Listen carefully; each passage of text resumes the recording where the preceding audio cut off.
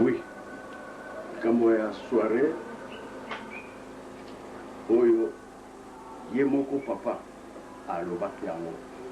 ngai natiki bino na soirée mabondeli ya ntongo na soirée wana nde programme ya biso mpe mabondeli ya le 6 avril 8h 10h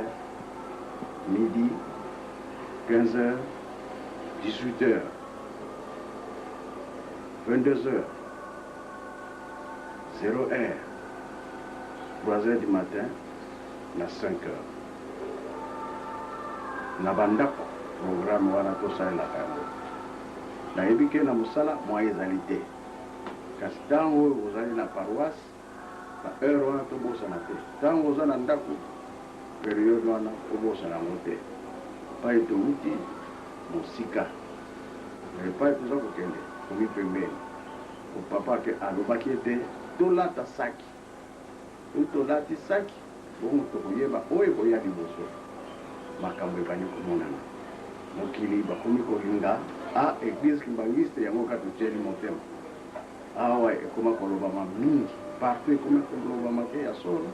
totikaka elikia na bayakimbangiste bongo biso moko na kati ya lingomba koyokana ezali te toujours batrompe ngai nazali kobundisa bino te biso toza kolinga mosala ebonga systeme ya kosalelaka ete ya mabe yango toza koboya malamu ezala malamu